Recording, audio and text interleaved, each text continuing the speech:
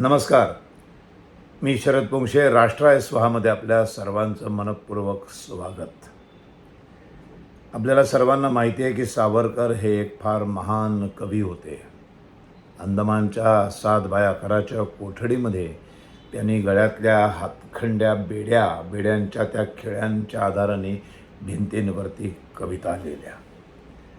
सावरकरांना कविता सुचली, पण आता लिहिण्यासाठी कागद नाही, पेन नाही. अशा वेळेला त्या सिच्युएशन, ती जी परिस्थिती होती, त्या परिस्थितीवरती लोककवी मनमोहन यांनी जी कविता लिहिली आहे, ती कविता मी तुम्हाला आज वाचून दाखवणार आहे. फार अप्रतिम कविता. ते म्हणतात की सावरकरांनी आता कविता लिहायची तर कशावर लिहायची. आभाळाला विचारलं, तुझ्यावर लिहू का? मग भूमीला विचारलं, तुझ्यावर लिहू का? दोघी नाही म्हणाल्या. भिंतीवर लिहिली. भिंत धावून आली पुढे. सावरकरांच्या लिहिलेल्या या कवितेचं शीर्षक ज्ञानेश्वरानंतर भिंत पुन्हा एकासाठी चालली असं आहे. भिंत चालणं याचा शब्दशः अर्थ न घेता लक्षणार्थ घेऊन त्याचा सुंदर उपयोग मनमोहनांनी केलेला आहे. ती कविता तुम्हाला मी वाचून दाखवतो. अप्रतिम कविता. फार कमी वेळा ही कविता वाचली जाते.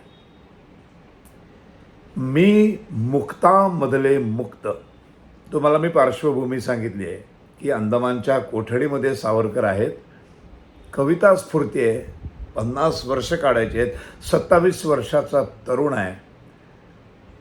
लिहू कुठे, कशाने? कागद लागतो, पेन लागतं. ते काय गांधी नेहरू नव्हते? त्यांना हे सगळं ब्रिटिशांनी पुरवलं होतं, गांधी नेहरूंना. असं सावरकरांची कोठडी नव्हती तशी.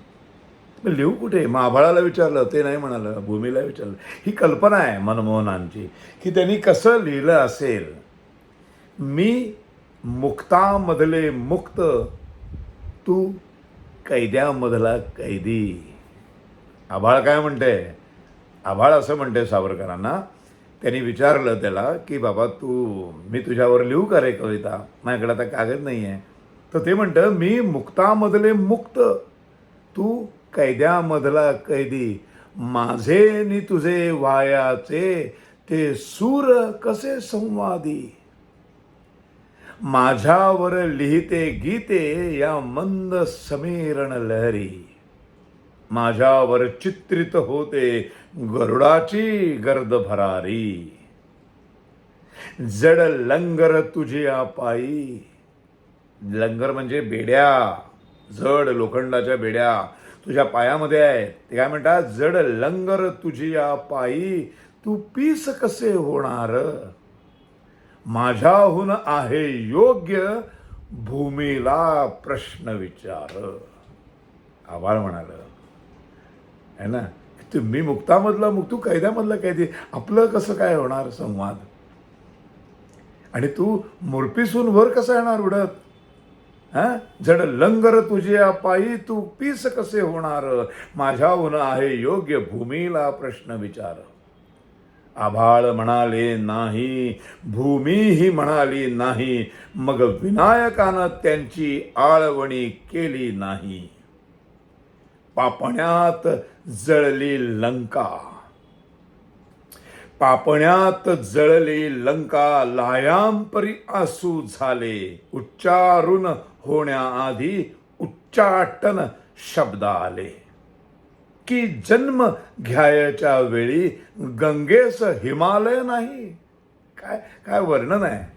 म्हणजे कविता आता स्फूर्ती आहे, लिहायलाच काही नाही. की जन्म कवितेचा जन्म. की जन्म घ्यायच्या वेळी गंगेस हिमालय नाही. शाई न स्पर्शली असुनी हे अभंग नदीच्या बाही. ती पहाट लालमलाल अनपेक्षित झाली काळी. ती पहाट लालमलाल अनपेक्षित झाली काळी.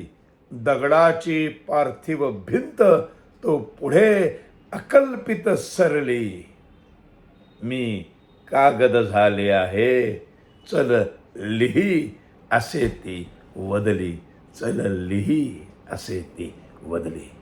आणि मग 6,000 ओव्यांचं काव्य त्या भिंतींवरती सावरकरांनी लिहिलं. ते पाठ केलं. भिंती पूर्ण पडायच्या नाहीत. मग सावरकरांनी दुसऱ्या कैद्यांसाठी काहीतरी लिहून ठेवलंय या शंकेपोटी, भीतीपोटी मध्येच जेव्हा त्या ब्रिटिशांच्या लक्षात यायचं तेव्हा ते येऊन त्या कोठडीला चुना लावून जायचे. मग सावरकर थँक्यू म्हणायचे. थँक्यू त्यांना कळायचं नाही थँक्यू का म्हणतात. थँक्यू अशासाठी म्हणायचे की नवीन कागद दिलेत. आधी जे लिहिलंय चुना लावायच्या आधीचं सगळं पाठ केलंय. पुन्हा लिहिलं, पुन्हा चुना, पाठ पाठ पाठ. 6,000 ओव्या 1910 ते 1924. आणि मग स्थानबद्धतेत आल्यावर हे सगळं कागदावर उतरवलं. म्हणून आपल्याला कमलासारखं एवढं ग्रेट काव्य वाचायला मिळतं. ग्रेट सावरकर. वंदन. धन्यवाद.